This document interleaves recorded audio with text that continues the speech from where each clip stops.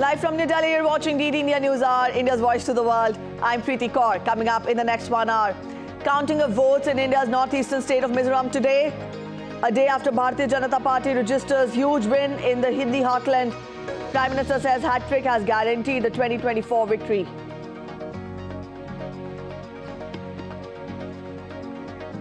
Winter session of Indian Parliament begins today. Several important legislations, including those on Central University and Constitutional Order, likely to be taken up. Coastal districts in India's Andhra Pradesh, Tamil Nadu and Odisha brace for heavy rains over the next 2 days as Cyclone Michaung intensifies. Centre and all the 3 states rev up preparations.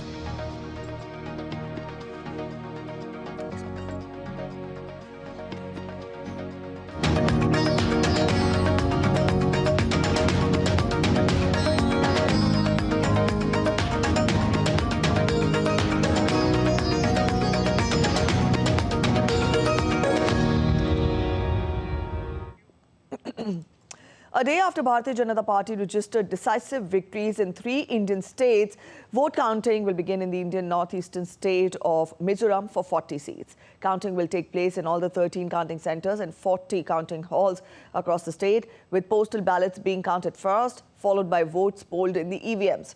Mizoram Assembly voting was held peacefully on November 7th, with the voter turnout of over 80% recorded. A total of 174 candidates, including 18 female candidates, were in the fray.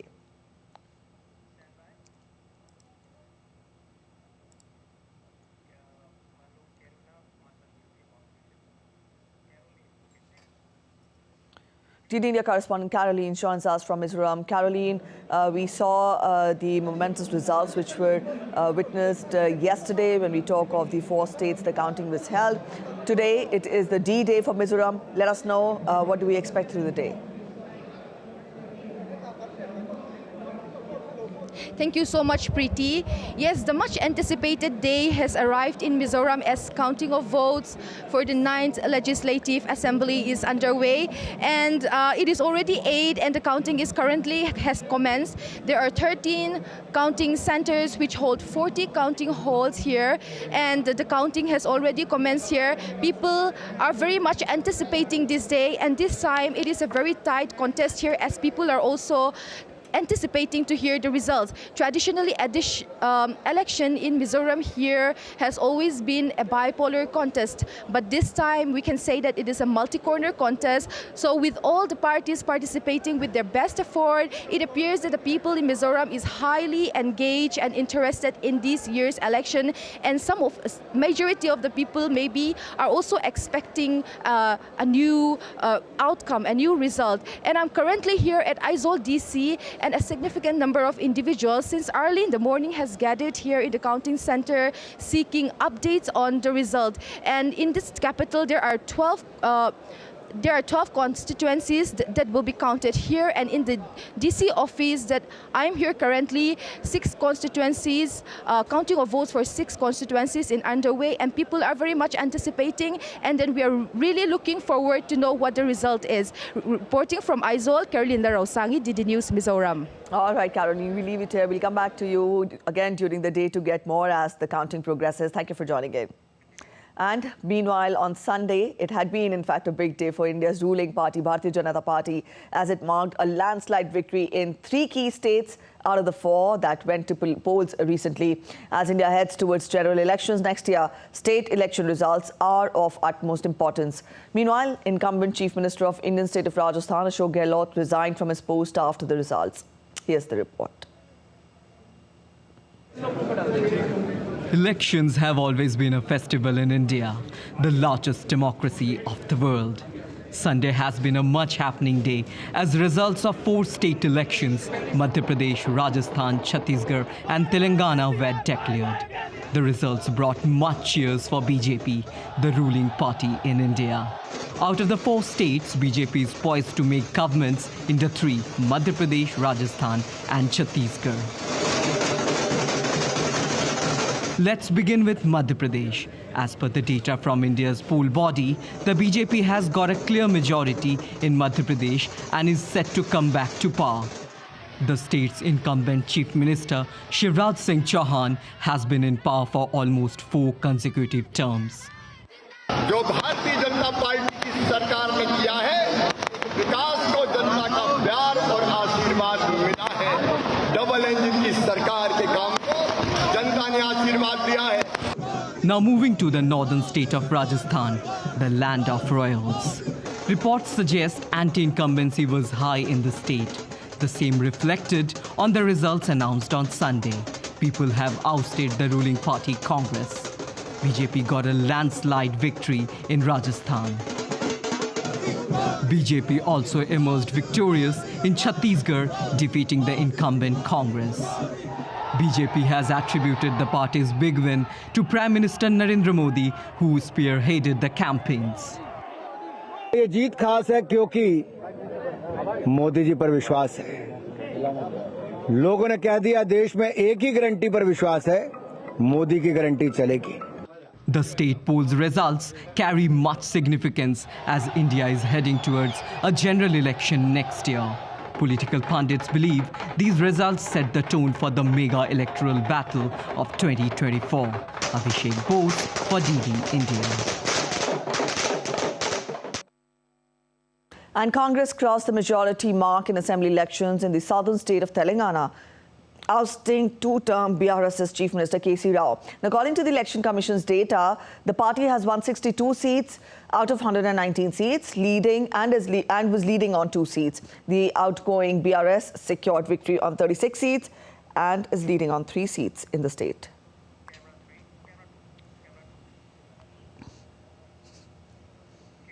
All right, after BJP's big win in 3 Indian states of Madhya Pradesh, Chhattisgarh and Rajasthan, Prime Minister Modi attended victory celebrations at BJP headquarters and also thanked the voters. In his address, he also said that this hat-trick of victories is a guarantee for the 2024 hat-trick. India's tryst with democracy continues as the BJP is all set to form the government in the 3 Hindi heartland states of Madhya Pradesh, Rajasthan and Chhattisgarh. This comes after the BJP decimated the Congress party by recording a thumping majority in all 3 states. BJP workers across India erupted in joy after the party's stunning victory. Greeting jubilant party workers and supporters, India's Prime Minister Narendra Modi led a victory march at the BJP headquarters in the national capital, New Delhi. PM Modi also said that the hat-trick of victories in the state elections today guarantees a hat-trick in the 2024 Indian general election. कुछ लोग तो कह रहे हैं कि आज की इस हैट्रिक ने 24 की हैट्रिक की गारंटी दे दी है. PM Modi called BJP's victory historical and unprecedented. He further said that for him, 4 castes are supreme and they are women, youth, farmers and the poor. हमारी नारी शक्ति, हमारी युवा शक्ति, हमारे किसान और हमारे गरीब परिवार, इन 4 जातियों को सशक्त करने से ही देश सशक्त होने वाला है. Prime Minister Narendra Modi also expressed his gratitude to the women voters and said that women believe only BJP can provide guarantee for their security, safety and dignity. आज हर बहन बेटी को साफ साफ लगता है कि बीजेपी ही नारी गरिमा, नारी सम्मान, नारी सुरक्षा की सबसे बड़ी गारंटी है. नारी शक्ति का विकास बीजेपी के विकास मॉडल का एक महत्वपूर्ण स्तंभ भी है. Sunday's results come as a significant boost for Indian Prime Minister Modi, who is already setting his sights on a record 3rd term next year. Mihir Makuri reporting for DD India. The winter session of the Indian Parliament will commence from today and will continue till December 22nd. The government has 21 bills on its agenda for the session, including the bills to replace the IPC, Indian Evidence Act and the CRPC. Other bills like Central Universities Amendment Bill 2023 and the Advocates Amendment Bill 2023 will also be introduced in the lower house on the first day of the session. Apart from legislative work, the Ethics Committee report into the allegations against Trinamool Congress MP Mahua Moitra for cash for query allegations in Parliament will also be presented in the lower house today. Whereas in the upper house, the Post Office Bill 2023 has been listed for passage after discussion.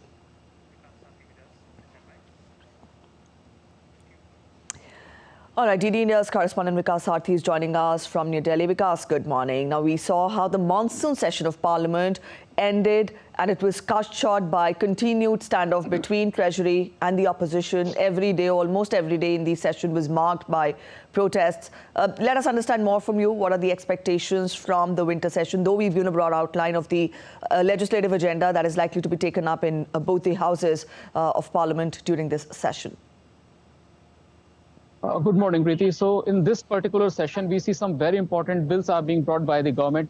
Particularly, you just mentioned that the Standing Committee of Home Ministry will table reports related to the three new bills which will replace the previous IPC, CRPC and Indian Evidence Act, and these reports related to these three bills will be tabled in both the houses today. Later in the week or the next week, we will see that these bills will be discussed and debated in both the houses. Other than that, the most important issue today, Preeti, in the Parliament is going to be the allegations against Mahua Moitra. Ethics Committee of Lok Sabha has given its report, and now this report will be tabled in Parliament today, in the Lok Sabha today, and then Speaker will take appropriate action on the basis of that report of Ethics Committee. As we know that according to the sources of the committee, that out of 10, 6 members have recommended expulsion of TMC MP from the Lok Sabha. So this is going to be the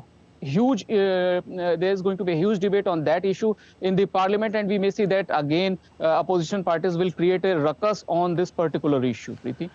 All right, Vikas, when we talk of any legislative business that has to be passed, a lot also depends on the opposition. Let us understand from you, how do you read, because we've seen on earlier occasions also how opposition has, has made sure that the House does not function properly in spite of repeated calls by the government, by the leadership of discussions and other means. Now, let us understand more from you.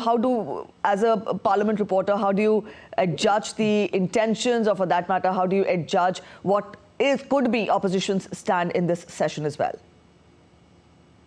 Well, Preeti, if we see the previous sessions of the Parliament as well, the government was of the view that the important bills, particularly like the bill related to the IPC and bills related to the appointment of election commissioner, these are very important bills, and the government was of the opinion that opposition must ensure that a proper discussion takes place in both the houses. But what we saw in the previous session also, that if opposition continues with the disruption, then these will be passed through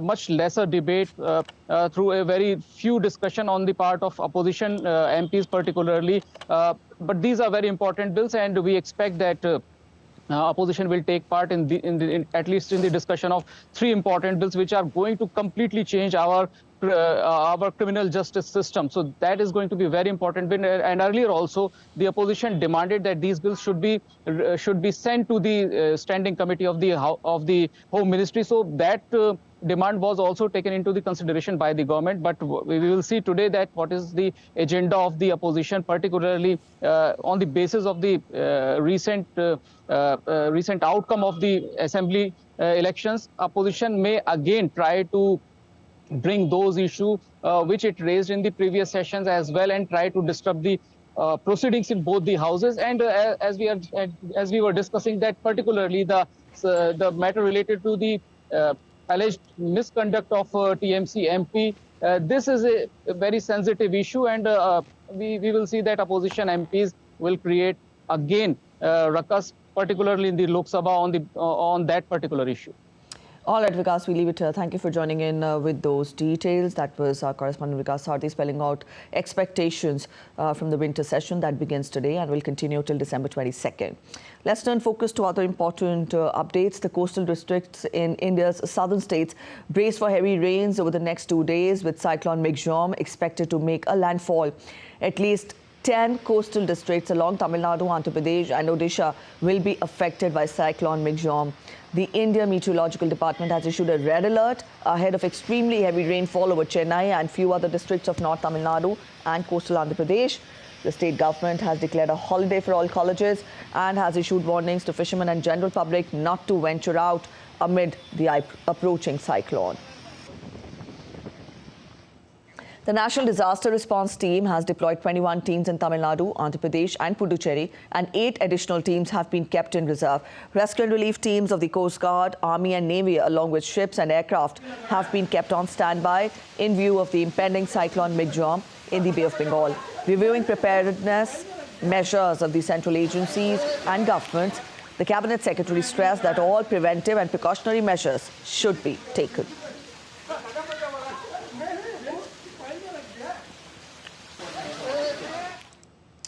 DD India correspondent Jai Singh is joining us from Chennai. Jai Singh, we've spelled out the details and what could be expected as predicted by the IMD for the next 2 days. Get us the latest as to how has the morning begun today. Well, Chennai is getting pounded by torrential rainfall since last evening, and it is unrelenting. Even now, it is raining very heavily. The weather department has also predicted that the cyclone is approaching the shores, and it is just 150 kilometers southeast of Chennai as of 11:30 p.m. in the last night, and it is still coming closer as it comes. It is approaching the shores. The intensity of the rainfall is also getting increased. Because of that, most of the residential locations in Chennai and its suburbs like Kanchipuram, Chengalpattu and Tiruvallur are getting heavily inundated, and the vehicle is highly restricted, and the roads and other outside market areas were a desolated look because of rain and waterlogging. The corporation officials, fire and rescue team, NDRF and SDRF staff, they are on the job trying to mitigate the effects of the flooding as much as possible. There are no reports of any loss of life so far, fortunately. However, the normalcy is severely crippled in Chennai and its suburbs. As the cyclone is about to come even closer and move towards Nellore and Machilipatnam area for its landfall tomorrow, the rain intensity may a little gradually recede in these areas. Yes. Yes, Jai Singh. Please continue. Yeah, the landfall is expected to happen tomorrow between Nellore and Machilipatnam in Andhra Pradesh. So the rain intensity may get reduced tomorrow. Till then, it will be a challenging time for Chennai. All right, Jai Singh. So the landfall is expected tomorrow. Thank you so much for joining in with those details. That was our correspondent Jai Singh spelling out more details as to what could be expected with regard to Cyclone Michaung making a landfall tomorrow. The states down south are grappling with heavy rainfall, and we'll keep you updated. Up next, we're heading for a short break, but still to come on this edition of DD India News Hour. After the break, Israeli ground forces are pushing into southern Gaza after 3 days of heavy bombardment. The suspect, who was arrested for murdering a German tourist in Paris last week, pledges allegiance to Islamic State. We will also tell you ahead how Chile celebrated Christmas Paris parade, marking 100 years anniversary of Walt Disney.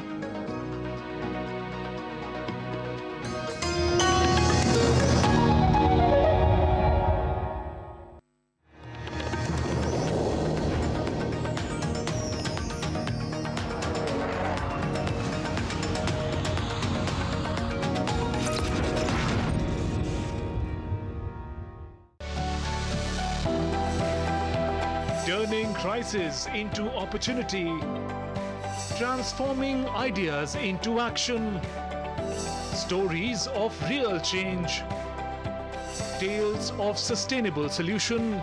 This series is going to tell stories of such change makers. Watch Change Makers on DD India.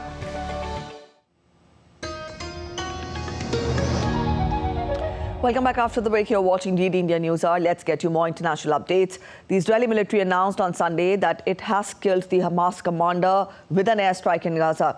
Israeli Defense Forces spokesperson Daniel Hagari said the commander, named Haitham Kouajari, directed tourists to carry out raids into southern Israel on the 7th of October, in which 1,200 people were killed and more than 200 were taken hostage. Kouajari also led battles in Shati area of Gaza in the past month. The Israeli army released video which they say shows the strike that killed the Hamas terrorist. Israel's military chief Herzvi Halavi has said that Israel's operation in southern Gaza will match its earlier offensive against Hamas in the northern part of the Palestinian enclave. Israeli forces bombed various areas of the south of Gaza to neutralize terror group Hamas on Sunday. The Hamas terrorist group clashed with Israeli troops near the southern city of Khan Yunis. Residents say that they could hear tank fire and feared a new Israeli ground offensive was building up. The Israeli military had earlier ordered people to evacuate some areas in and near the city. The Israeli Defense Forces on social media platform X have posted saying that IDF troops eliminated 500 of the 800 plus exposed shafts to Hamas's underground tunnels located near or inside kindergartens, schools, playground and mosques. Releasing a video via the post, IDF further said that these places are not childproof but rather teeming with terrorism. Every tunnel shaft and weapon IDF finds is further proof of how Hamas deliberately uses the residents of Gaza for their terrorist agenda against Israelis. Israeli ground forces are operating against Hamas in all of Gaza Strip, as per Israel Defense Forces spokesperson. Rear Admiral Daniel Hagari also said that forces are coming face to face with terrorists and killing them.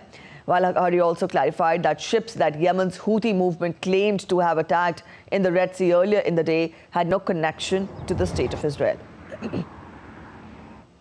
The IDF continues to extend its ground operation against Hamas centers in all of the Gaza Strip. In all of the Gaza Strip where there is a Hamas center, the IDF is operating. The forces are fighting face to face with terrorists and killing them. The U.S. has warned it will consider all appropriate responses after several commercial vessels came under attack in the Red Sea. It blamed Yemen's Iran-backed Houthi rebels who claimed that they attacked 2 Israeli ships over the war in Gaza. Sally Patterson gets us more. In a statement, U.S. Central Command said on Sunday there had been 4 attacks against 3 separate commercial vessels. The ships had been operating in international waters in the southern Red Sea. The USS Carney, an American warship, responded to distress calls and provided assistance. These attacks, Defense Department officials say, represent a direct threat to international commerce and maritime security.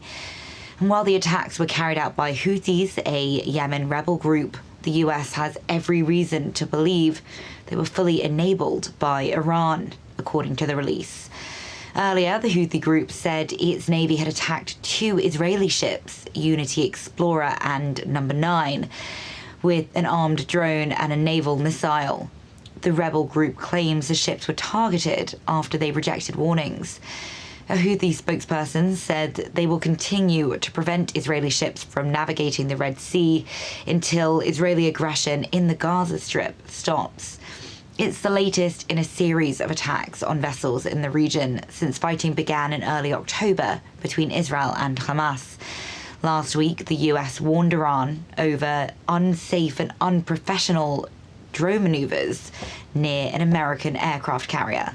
Sally Patterson in New York, reporting for DD India. China's military on Monday said that a U.S. combat ship illegally entered waters adjacent to the second Thomas Shoal, a disputed South China Sea. at all. Also, the spokesperson said that the US deliberately disrupted the South China Sea and seriously violated China's sovereignty.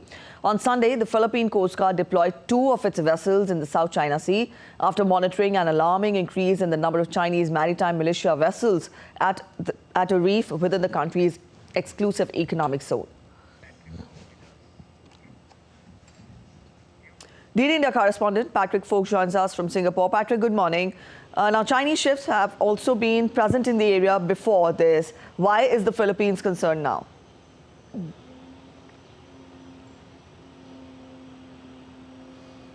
Yeah, well, like you say, the Chinese presence has been there in the past, but what the Philippines seems to be concerned about now is that there has been a dramatic increase in the number of vessels around the Whitsun Reef. The Philippine Coast Guard reported on November 16 that it had spotted 111 Chinese vessels around the area. Just in the last few days, it said it spotted more than, or at least 135 Chinese vessels around what the Philippines calls the Julian Philippe Reef. They were described as sprawling, and they were also said to be, or this was said to be, an alarming development by the Philippine Coast Guard. It's got to be said that the Whitsun Reef is more than 1,000 kilometers away from any Chinese landmass, Hainan Island being the closest. But as we know, Beijing claims nearly all of the South China Sea. As you mentioned, the Philippine side said that it had sent in 2 vessels to monitor the situation, and it says that it is there to try and maintain maritime security and also to protect the Philippines' sovereignty. But this is another example of escalating tensions in the South China Sea. We're not exactly sure why the Chinese vessels have entered this area at such a rate or volume, if you like, in the last few days, but it has come after the Philippines recently held joint drills with the US and Australia. Also, Patrick, the Philippines has built a new Coast Guard station at Thitu Island. Get us more details on this.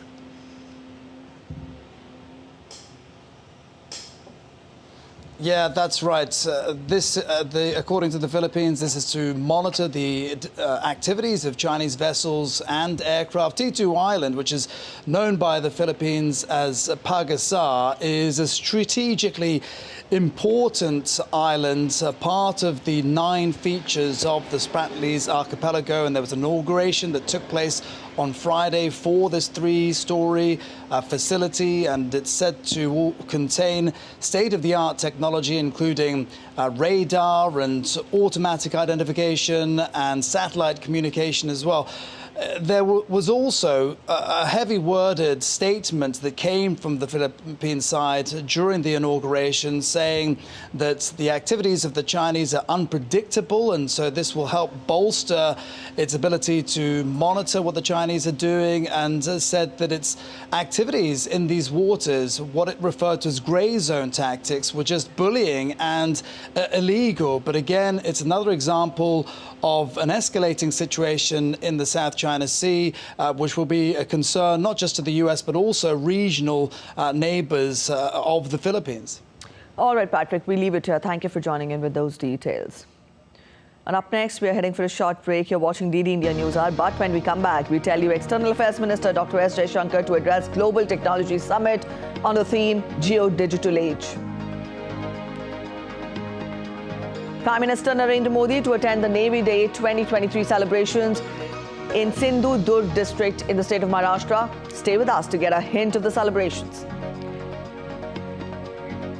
India re-elected to the International Maritime Organization Council, garnering highest votes at the elections held in its assembly in London. We get to the details after the break.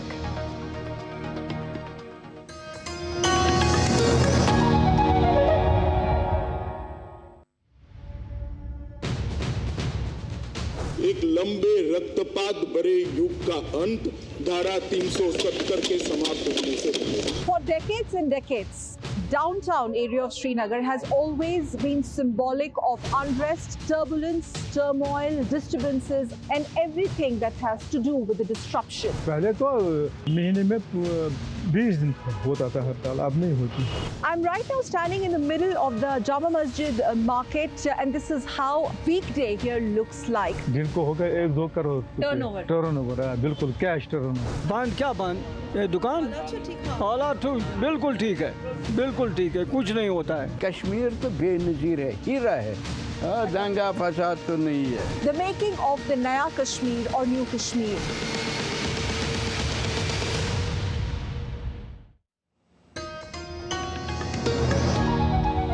Welcome back after the break. You're watching DD India News Hour and I'm Preeti. A quick recap of the top stories once again. Counting in India's northeastern state of Mizoram today, a day after Bharatiya Janata Party registers huge win in Hindi heartland. Prime Minister says hat-trick has guaranteed the 2024 victory. Winter session of Indian Parliament begins today. Several important legislations, including those on Central University and constitutional order, likely to be taken up. Coastal districts in India's Andhra Pradesh, Tamil Nadu and Odisha brace for heavy rains over the next 2 days as Cyclone Michaung intensifies. Centre and all 3 states rev up preparations. And Ukraine accuses Russia of committing a war crime after a grainy video on social media appeared to show several soldiers shooting 2 surrendering military personnel who emerged from a dugout at gunpoint. Ukrainian human rights Ombudsman Dmytro Lubinets said that the execution of those who surrender is a war crime and it is another violation of the Geneva Convention and disrespect for international humanitarian law. Russia denies committing war crimes during its 21-month-old war in Ukraine. Kyiv says Russia regularly violates the rules of war. Fresh Russian shelling killed at least 3 people, the Ukrainian officials said, as Ukraine's President Volodymyr Zelensky reported intense battles at dozens of frontline locations. Zelensky said the most severe of the frontline battles was the eastern town of Marinka, Avdiivka and Bakhmut, but also reported heavy fighting in Kharkiv region and in the south. Kherson Regional Governor Alexander Prokudin said the shelling injured 3 women and damaged the facades of 2 nearby hospital buildings. Somalia's President Hassan Sheikh Mohamud has welcomed a decision by the UN Security Council to fully lift an arms embargo on the Somalian government while maintaining a ban on the sales to the country's Islamist militants. The country's government had long asked for arms embargo to be removed to beef up its forces to take on the militants. DD India's Isaac Lucando has more on this. The Somali National Intelligence and Security Agency says the decision is timely amid efforts to strengthen the country's security forces. 3 decades ago, the United Nations imposed an embargo on all arms deliveries to Somalia.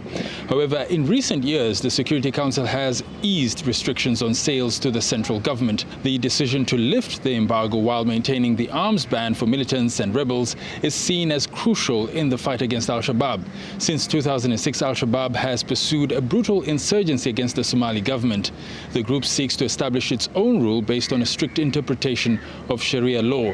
A government offensive against Al-Shabaab initiated last year faces setbacks, casting doubts on its ability to end the 16-year insurgency. At the same time, Somalia seeks ongoing support while confronting a looming year-end deadline for African Union peacekeepers to exit the country. Isaac Lucando in Dar es Salaam, reporting for DD India. Kenyan President William Samoei Ruto will pay a 3-day visit to India beginning December 4th. The Kenyan leader will meet his Indian counterpart Draupadi Murmu and hold wide-ranging talks with Prime Minister Narendra Modi. He will be accompanied by a high-level official delegation. He will also be accorded a ceremonial welcome at the forecourts of Rashtrapati Bhavan on 5th December. Now, this is the first presidential trip from the East African nation in over 6 years. It will be Ruto's first visit to India in his present capacity as well. Venezuelans turned out to vote on Sunday in a referendum backed by President Nicolas Maduro's government over a potentially oil-rich territory that is the subject of a long-running border dispute with Guyana. The vote comes after the International Court of Justice urged Venezuela to refrain from taking any action that could alter the status quo in the region. However, it did not specifically ban Caracas from holding the referendum as Guyana had requested. The 5-question referendum includes a question rejecting International Court of Justice jurisdiction to decide to which country the territory around the Essequibo River belongs. The referendum is consultative and there is no minimum number of votes for its approval.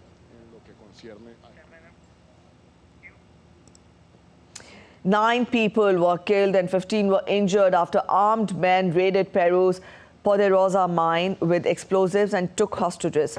Police have taken control of the situation. 7 people have been arrested and weapons have been seized, the ministry said in a statement, adding that it had ordered special forces of the area to support local police.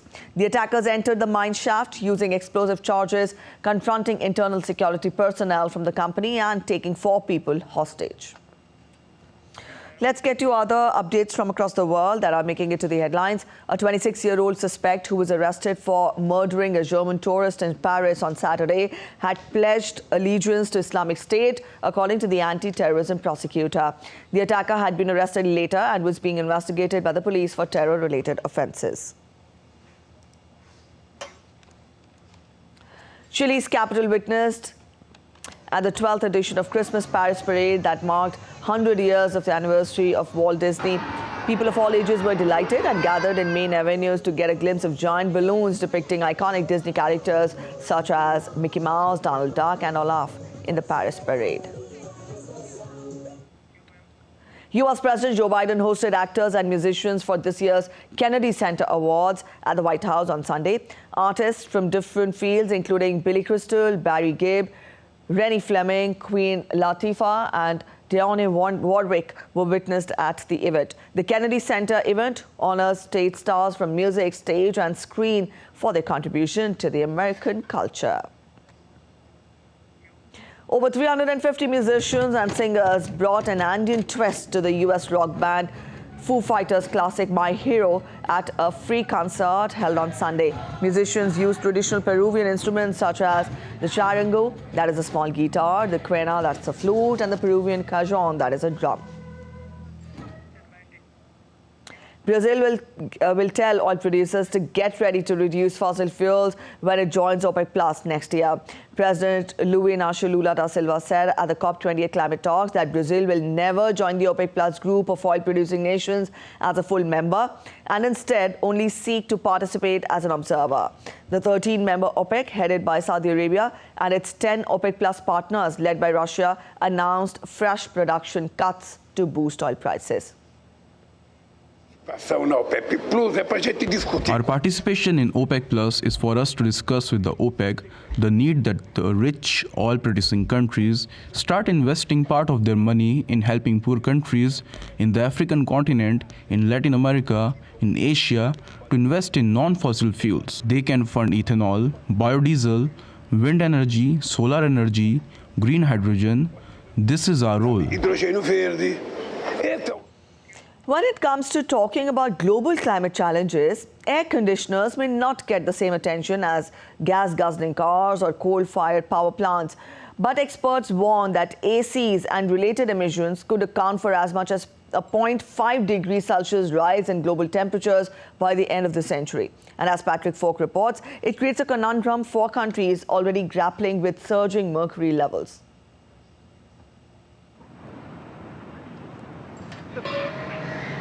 At the front is scenic Boat Quay with its waterfront restaurants and bars. Right behind is what in Singapore is known as Aircon Alley, and as businesses are buzzing by day and night, the aircons here are chugging away to chill things down. For many people in Singapore, cranking up the AC is the only way to beat the heat. It's too hot, it's humid, you need it to feel comfortable. It's really quite bad, so we try to stay indoors most of the time.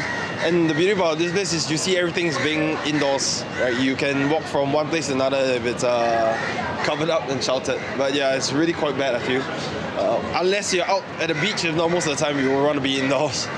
But Singapore's love affair with air conditioning has it trapped in a vicious cycle. The warmer it gets, the more it's used. The more it gets used, the warmer it gets. The effects are twofold. Air conditioners use hydrofluorocarbons, which are harmful to the environment.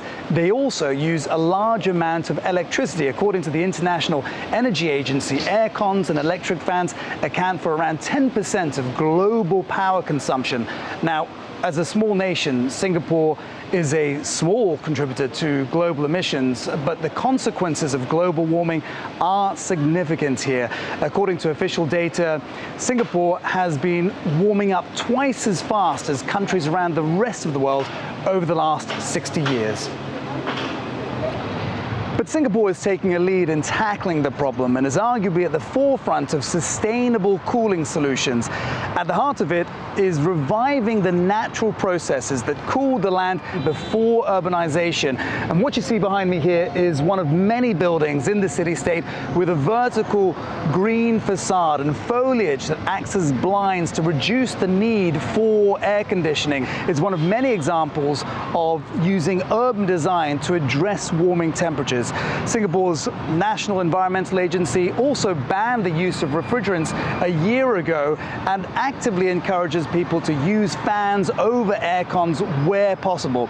In many ways, Singapore is doing all of this because it needs to. The effects of global warming will hit the city-state hard. Patrick Falk in Singapore for DD India. Meanwhile, climate activists across Europe are calling on leaders meeting at COP28 to agree on firm commitments to cut fossil fuel use. From Berlin, DD India's Trent Murray reports. Across Germany, the colour orange has become a symbol of protest, synonymous with green causes. Climate activists from the group known as Last Generation creating headlines as they disrupt traffic, vandalise public monuments and get into heated exchanges with members of the public. It's leading to a national conversation about whether this type of action is helping or hindering the climate action cause. I think their actions are highly problematic, as climate protection is the central challenge of this century. This group must be stopped now. In the end, they want a different society, the end of the market economy, the end of growth. They are making this a radical, niche issue and causing the centre of society to completely lose its understanding of what climate protection is all about. Fight for climate justice! But just a few hundred metres from the German parliament, protesters from the group gathered to coincide with COP28, making no apologies for their acts of civil disobedience. For me, this little blockades on streets on the rush hour is not a very problem for me, because I drive my bike most of the time to work. We have to wake up, and the climate is in an emergency status. Some critics would say, look, that type of action is maybe a hindrance. It doesn't help the cause, it just makes people angry. I mean, how do you respond to people that have that argument with you? If you are irritating people, that's fine with me, because when you irritate people, then something is happening. There's not going to be a transformation with people when they are comfortable, so we have to be very annoying. Well, as the world meets in Dubai for COP28, many of the protesters here say they are simply not confident that there will be positive outcomes from that meeting for the climate change cause. They are instead saying it is the power of people and not politicians that will solve the climate crisis. But whether groups like these are bringing people with them remains up for debate. A recent poll revealing that the vast majority of Germans believe that Last Generation's actions go too far. The polls say we have 4 out of 5 Germans who say they don't like these kind of protests. On the other hand, if you ask them whether they think it's legitimate to engage in these kind of protests when you connect it to the climate crisis and to the inactiveness of the government, half of Germans would say, yeah, it's legitimate. Everyone in our society needs to ask themselves the question, what am I doing right now? Am I just a bystander or do I take action? Despite pushback, groups like these say they're not going anywhere and they continue to attract new members from a cross-section of society. Doctors, scientists, even religious groups. They all say they're fighting for the next generation. And they hope that as gas-guzzling countries gather in the Gulf, they will all agree to sing from the same song sheet when it comes to making the tough calls on cutting emissions. Trent Murray for DD India, Berlin. Recently, Prime Minister Narendra Modi flew a sortie in Tejas fighter jet. Tejas is indigenously designed, developed and manufactured by Hindustan Aeronautics Limited or the HAL. DD India correspondent Shubhendu Ghosh spoke with the chairman and managing director of HAL, CB Ananthakrishnan, on Prime Minister's historic flight and HAL's role in making India self-reliant in defence. We all saw Prime Minister Narendra Modi taking a sortie in Tejas fighter jet. It meant so many things in different respects, including how India's defence sector has really come of age. What did you see in it? See, the Honourable Prime Minister flying in an Indian-made aircraft, it's really a very proud moment for all of us. In fact, that shows the confidence the Honourable PM has got on these indigenous products and the products made by HAL. So that is the sort of motivating factor to the real Atmanirbhar Bharat to take a shot and then to see that how the indigenous aerospace and defence ecosystem is really evolving and really becoming self-reliant in the days to come. In fact, the more and more confidence and the trust which the Honourable Prime Minister has within the country's capabilities, the responsibility of HAL also goes up to that extent. Now that we have exhibited our certain of our range of indigenous product, it is also imperative on our part to rise up to the occasion and see that we deliver not only the products well in time, the aircrafts well in time to the customers, but also we deliver quality products. And towards that, we are taking quite a lot of initiatives to see that the capacities and the capabilities of the company are enhanced so that we meet both the delivery timelines as well as also to deliver quality products. You can watch this exclusive interview of HAL CMD on Monday, 4 December at 8:30 p.m. and also 1500 GMT on DD India. And deployed on a long-range operation to the North Pacific Ocean, IAS Kadmat, an indigenously designed and built anti-submarine warfare corvette, entered Yokosuka, Japan on December 2nd, where the Navy Day will be celebrated on 4th of December in presence of the Indian diaspora. The on-board visits, along with professional interactions and community welfare activities, are planned during its stay in Japan. Interactions with the Japan Maritime Self-Defense Force will include cross-ship visits, professional exchange of ideas, joint yoga camp and coordination meeting for the Maritime Partnership exercise. The visit and interaction is aimed at bolstering maritime cooperation between India and Japan, which is in line with the vision of both the countries for the Indo-Pacific. The landmark Indian Army event, the Battle of Mines Indian Army Quiz 2023, celebrating the 25th anniversary of India's victory in the Kargil War, concluded with its final round of Manekshaw. In fact, it concluded at the final round at Manekshaw Centre in Delhi on Sunday. The 4-month-long inter-school quiz competition witnessed an overwhelming response with over 32,000 schools participating nationwide, making it a historic and largest ever quiz contest in the country. Congratulations and welcome. The final round of Battle of Mines Indian Army Quiz 2023 witnessed St. John's School BLW Varanasi emerge as victorious. Rajiv Chandrasekhar, Union Minister of State for Electronics and Information Technology, along with General Manoj Pandey, Indian Army Chief, were the chief guests. They deserve. Up next, we take a look at other stories making it to the headlines from across India. Prime Minister Narendra Modi will be attending the Navy Day 2023 celebrations in Sindhu Durg district in the state of Maharashtra. Prime Minister will witness the operational demonstrations by Indian Navy ships, submarines, aircraft and special forces, and also unveil Shivaji Maharaj statue. Global Technology Summit on Geopolitics of Technology is being held in New Delhi. India's External Affairs Minister, Dr. S. Jaishankar, will be delivering the inaugural address on Geo-Digital Age on December 4th. The Global Technology Summit is India's flagship event focusing on geotechnology.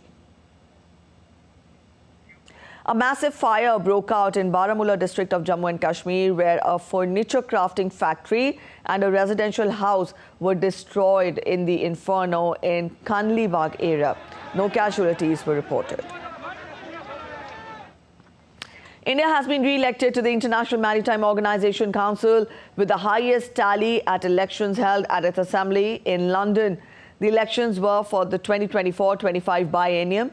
India's re-election falls under category of 10 states with the largest interest in international seaborne trade. You're watching DD India News. Time now for a short break, but when we come back, we tell you ahead about the status of the global markets today. Gold prices surged to all-time high on weaker US Fed rate cut bet. And India win thriller to clinch the series 4-1 against Australia.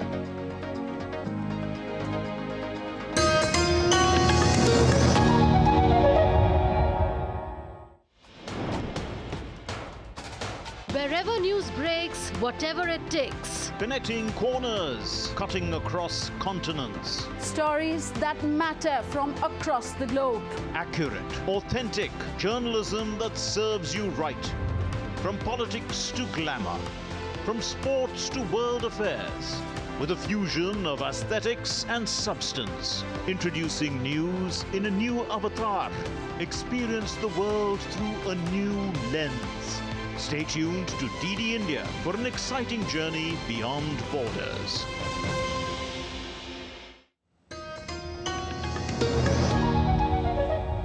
Welcome back after the break. You're watching DD India News Hour and I'm Preeti. Let's take a look at updates from the world of markets now. Indian shares started on a firm note on Monday with gold hitting another record high as global markets ratio for aggressive rate cuts in the next year.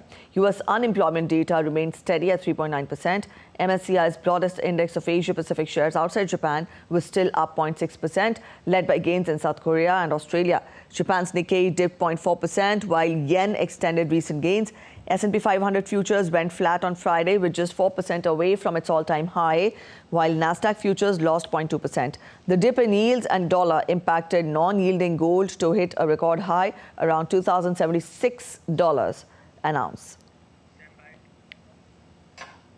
Volatility spiked across many assets last week, producing notable breakouts in various segments, including the precious yellow metal gold, spot gold, which hit season's high of $2,075 per ounce on Friday, touched a historic high during early morning trade in the global commodity market on Monday. It hit $2,148.61 per ounce. The previous all-time high of $2,072.49 was scaled in 2020. Gold prices rallied to an all-time high on Friday after remarks from Federal Reserve Chair Jerome Powell increased traders' confidence. The U.S. Central Bank has completed its monetary policy tightening and could cut rates starting March. In the wake of the new high in the global market, 10 grams of 24-carat gold in India is now around 64,000 rupees. A Hong Kong court will convene a hearing on Monday on troubled Chinese property developer Evergrande's plans for restructuring its more than $300 billion in debt and staving off liquidation. The company, the world's most indebted property developer, ran into trouble when Chinese regulators cracked down on excessive borrowing in the real estate sector. Last month, the company said Chinese police were investigating Evergrande's chairman for unspecified suspected crimes in the latest obstacle to the company's efforts to resolve its financial woes.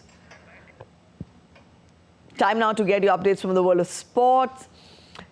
Talking of cricket first, host India won the 2020 International Cricket Series against Australia with a score of 4-1, winning the final match in Bengaluru on Sunday by 6 runs.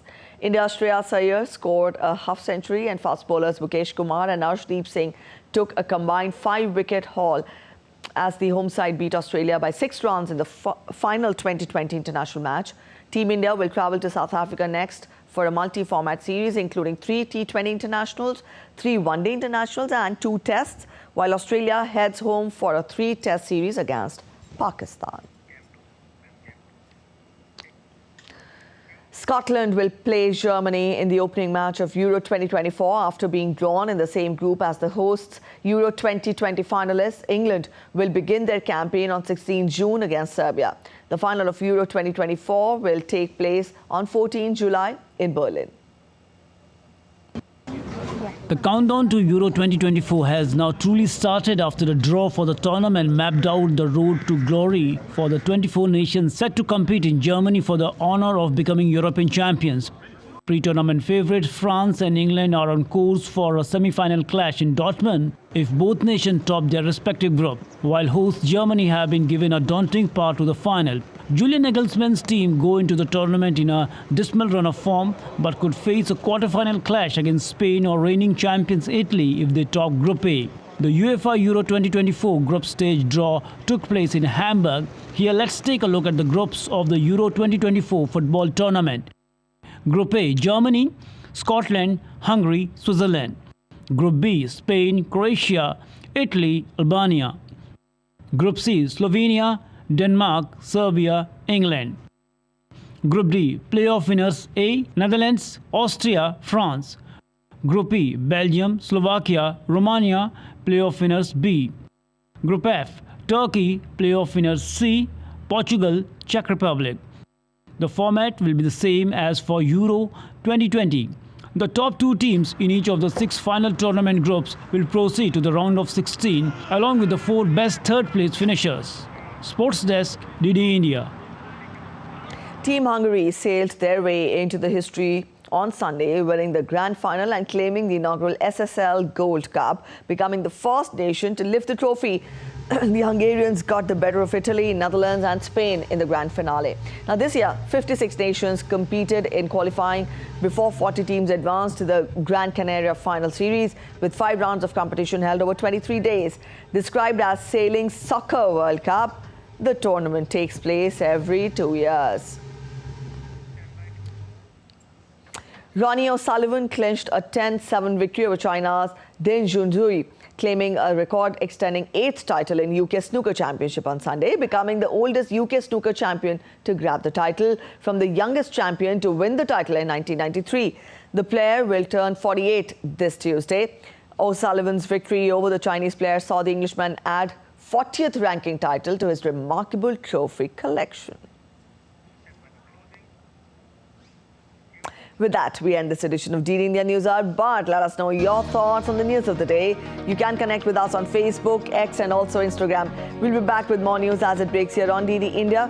I'm Preeti Kaur signing off, and from all of us here in Delhi, thanks for watching DD India News Hour.